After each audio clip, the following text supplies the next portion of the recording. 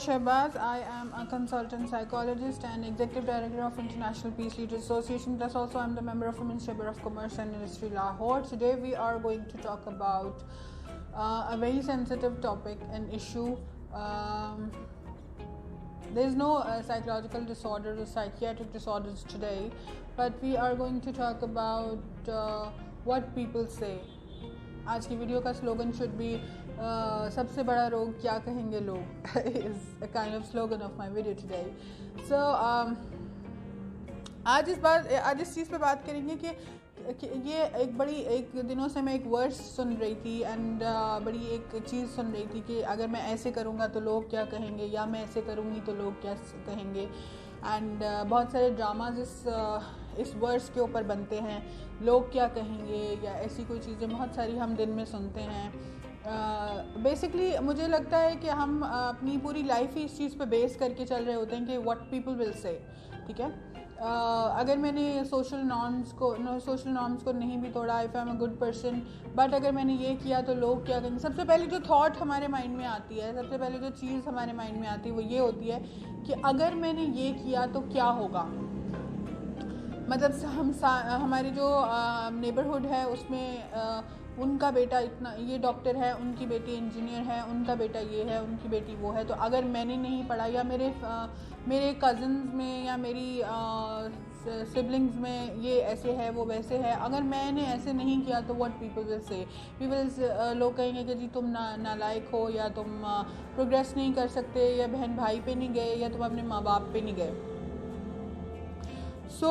इस तरह का जो सोशल स्ट्रेस होता है ये आपको बहुत सारी चीज़ों को लीड करता है, बहुत सारी साइकेट्रिक इलनेसेस को जो है वो लीड करता है. फॉर एग्जांपल, अगर आप बहुत ज़्यादा सोचते हैं और अगर आप बहुत ज़्यादा इस वर्ड्स के पीछे चलते हैं कि लोग क्या कहेंगे आपको, अगर आपने ये नहीं किया, या अगर आपने सोशल नॉर्म्स फॉलो नहीं किए, या अगर आपने सोशल क्राइटेरियाज फॉलो नहीं किए, या एक मेन्यू हमने बनाया हुआ है कि one should be well educated, one should be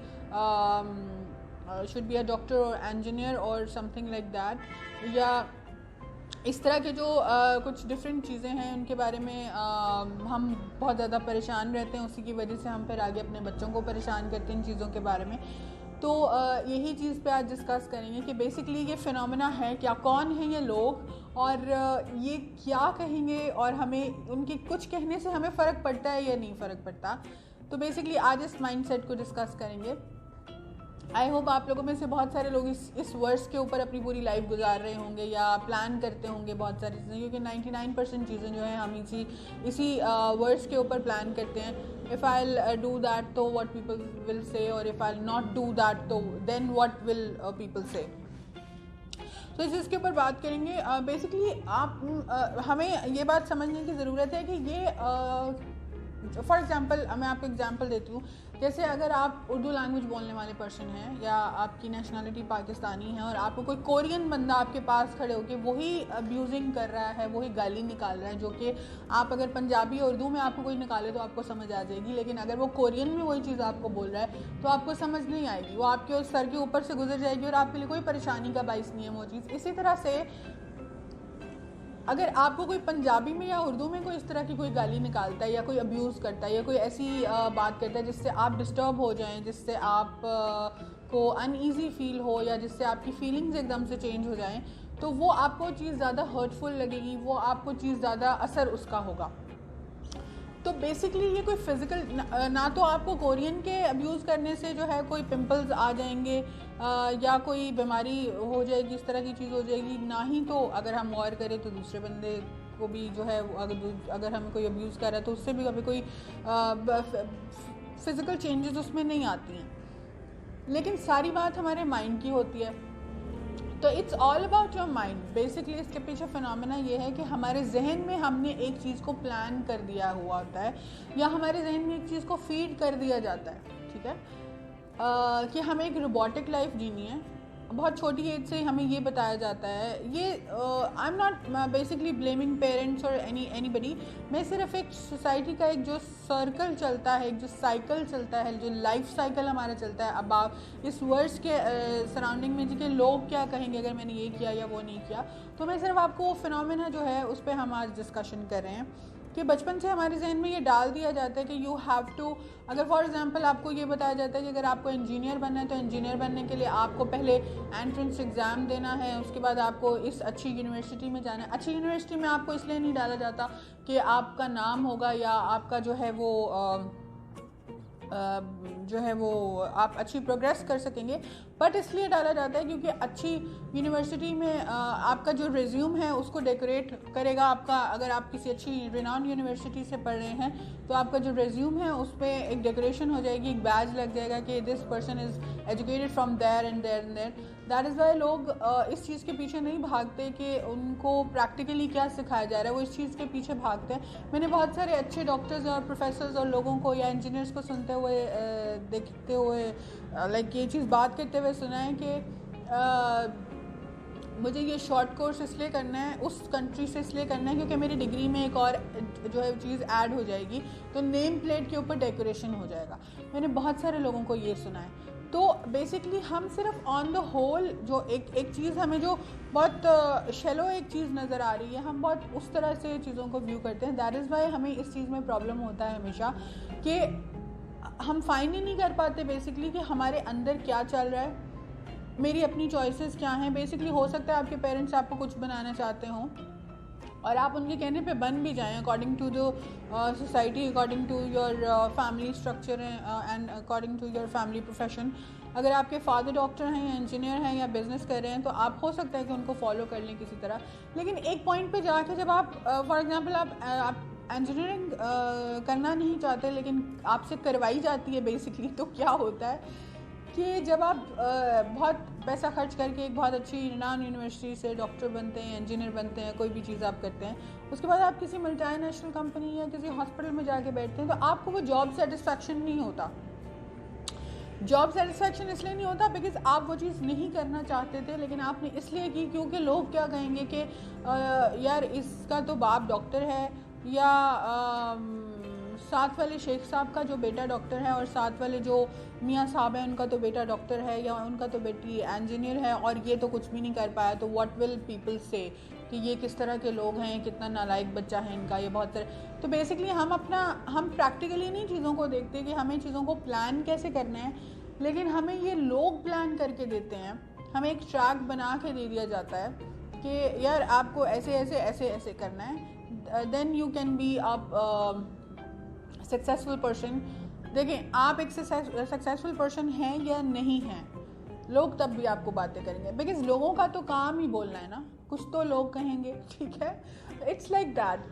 तो हमें इस इंटरनल हैप्पीनेस, बहुत सारे लोग हमारे पास इस चीज़ के साथ आते हैं, कहते हैं कि हमें इंटरनल हैप्पीनेस ही नहीं फील होती, मुझे वो खुशी ही नहीं मिलती कि क्या है क्या नहीं है। मैं तो डिप्रेशन में रहता हूँ या रहती हूँ, मैं तो एंग्जाइटी में रहती हूँ कि मेरे से ये गलती ना हो जाए, मेरे से वो गलती ना हो जाए। तो ये गलती हो जाए अगर तो क्या होता है, लाइक इस पे फॉर एग्जांपल आप कोई सिग्नल ब्रेक करते हैं या आप की गाड़ी कहीं जाते जाते जो है वो थोड़ा सा उसको स्क्रैच आ जाता है या वो लग जाती है कहीं पे, या फॉर एग्जांपल आपने आज बहुत ज़रूरी मीटिंग पे टाइम पे पहुंचना था और आप नहीं पहुंच सकते, तो ज़्यादा से ज़्यादा क्या होगा, आपको अपनी कार रिपेयर करानी पड़ेगी, आपको अपने बॉस से थोड़ी सी डांट पड़ जाएगी। तो इससे क्या होता है, इसका हरगिज़ ये मतलब नहीं कि आप बिल्कुल जो है वो टाइमलेसली चीज़ें करें और आप बिल्कुल इरेगुलरली चीज़ें करें और आप अपने आप को फ्रीडम एक दे दें। इसका ये मतलब होता है कि अपने माइंड को कूल डाउन करने की ज़रूरत है। कि अगर देखें लोग तो फ्यूनरल किसी का हो तो उसके ऊपर भी जो है वो खाने के मेन्यू को डिस्कस करते हैं। इस तरह की सेल्फिश दुनिया है आजकल। तो इसलिए इस बात पे फोकस करना बंद कीजिए कि लोग क्या कहेंगे, बट अपने रियल ड्रीम्स को पहचानिए कि एक्चुअली आपका ओरिजिनल ड्रीम क्या है, आप कहाँ जाना चाहते हो, आप क्या करना चाहते हो और आपकी चॉइसेस क्या हैं, ताकि एट द एंड जाके सिर्फ आप अपना रिज्यूम को डेकोरेट ना करें बल्कि आप अपनी पर्सनैलिटी को भी जो है वो फ्लरिश कर सकें, ग्रो कर सकें। आपको अच्छे से आइडिया हो सके कि यार ये मेरे ड्रीम्स थे, एटलीस्ट 90% नहीं तो एटलीस्ट 50% ड्रीम्स मेरे जो फुलफिल हो चुके हैं, जो कि मैं चाहता था वो हमने। आप देखें आपके फादर्स और आपके जो फोर फादर्स या आपके बुज़ुर्ग जब घरों में बैठते हैं किसी फैमिली गैदरिंग में, ऐसे कहते तो करना तो मैं ये चाहता था लेकिन मैंने ये कर लिया और मेरी बड़ी ड्रीम थी मैं ये कर। तो ये वही सब चीज़ें हैं जो वो नहीं कर पाए क्योंकि लोग क्या कहेंगे। क्योंकि बहुत सारे लोग बहुत रिबेलियस उनकी जो है वो नेचर होती है, बहुत रिबेल्स होते हैं. I myself is also rebel and I don't like ऐसी रेगुलर चीज़ें जो लोग करते हैं. मतलब if people like white, I don't like whites. If people like black, I don't like blacks. I like bright colors like yellows, like oranges, like pinks and things like that. तो इससे क्या फ़र्क पड़ता है कि अगर आप अपनी चॉइस का काम करते हैं, क्योंकि आप एट द एंड तो जाके आपको अपनी लाइफ को एक्सट्रैक्ट करना है ना, कि यार मैं ये चीज़ें अपने लिए पसंद करता था बट मैं इसलिए नहीं कर पाया क्योंकि ये तो मैं एक्चुअली आपको समझाना ये चाह रही हूँ कि क्योंकि लाइफ के एंड में जाके आपको कोई रिग्रेट्स ना रहें, कोई दुख ना रहे. एटलीस्ट आपके 50 to 60% ड्रीम्स तो वो हो जो आपने खुद पूरे किए हों. उसमें देखिए एक छोटी सी टेक्निक है कि अगर आप हाइकिंग के लिए जाते हैं, आप में से बहुत सारे लोग जो मुझे सुन रहे हैं, देख रहे हैं, हाइकिंग पे जाते होंगे, या बहुत सारा जिनको पहाड़ों पे जाने का शौक़ होगा. लेकिन जिनको नहीं शौक़ है, ये चीज़ करके देखिए. बहुत कम चीज़ों में, बहुत कम सामान में, बहुत जो है वो बिल्कुल ज़रूरत की चीज़ों के साथ या ज़रूरत से भी कम चीज़ों के साथ अगर आप हाइकिंग के लिए चले जाते हो तो आपको पता चलेगा कि एक्चुअली प्रैक्टिकल लाइफ को सर्वाइव कैसे किया जा सकता है. क्योंकि देखें, हैप्पीनेस जो है हमेशा पैसे से नहीं आती है. हैप्पीनेस हमेशा आपके बहुत ब्यूटीफुल, आपके बड़े फिज़िकली आपके बड़े फिट होने से नहीं आती है. Happiness is all from here, from your mind.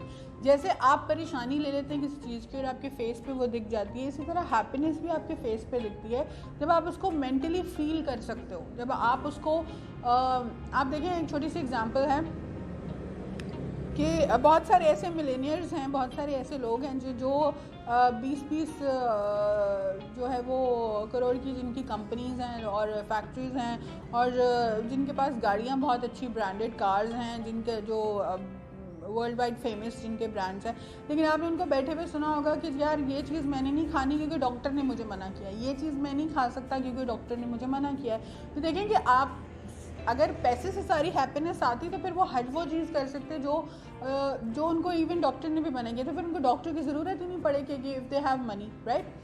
सो सिर्फ सारी चीज़ जो है, हैप्पीनेस जो है, इस चीज़ से नहीं आती है कि आप उन चीज़ों पे चलते जाएं कि अगर मैंने ये नहीं किया तो लोग क्या कहेंगे, क्या चीज़ होगी मेरे साथ. कुछ चीज़ अपनी ड्रीम्स को, अपने इंटरनल हैप्पीनेस को फॉलो करना भी बहुत ज़रूरी होता है to grow yourself internally, to live like full of the life.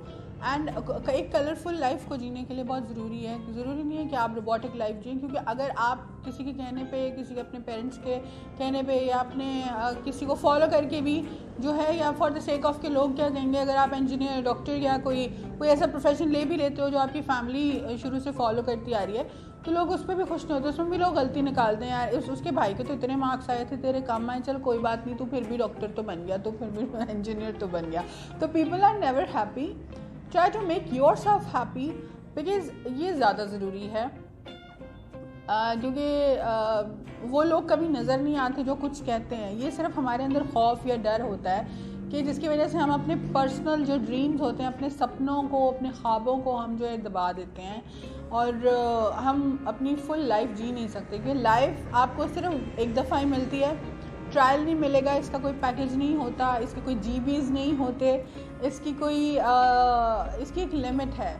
You just need to spend a happy life. उसका मंत्रा यही है कि just follow your dreams. Not if 100%, then please follow your dreams to 50% और 60%, ताकि आप कुछ तो अपने अंदर फील आप ला सकें कि, और ये फियर निकाल दीजिए माइंड से कि लोग कुछ कहेंगे या कोई आपको क्या कहेगा. क्योंकि जब अगर आप बहुत अच्छे पर्सन भी हैं ना, तो लोग, फॉर एग्जांपल आपके पास बहुत पैसे ना, तो लोग कहेंगे यार इसने कोई गलत ही काम किया होगा, नाजायज़ ही कमाई होगी, इसलिए तो इसके पास ज़्यादा पैसे हैं. अगर आप बहुत पुअर हैं तो वैसे ही लोग आपको जीने नहीं देते. तो there is no middle ground of लोग क्या कहेंगे. तो please follow your dreams, stay happy, खुश रहिए, जीते रहिए, एंड खुद भी जिएं और लोगों को भी जीने दीजिए, ताकि सोसाइटी में से स्ट्रेस कम हो और लोग मेंटली ग्रोथ कर सकें। और जो बहुत सारी नफसियाती बीमारियां आजकल शुरू हो रही हैं, लोगों को अकेला रहना, किसी से बात ना करना और इंट्रोवर्ट हुए जा रहे हैं बहुत सारे लोग, तो उनको थोड़ा सा जो है ऑक्सीजनेट कीजिए और live and let live. Thank you.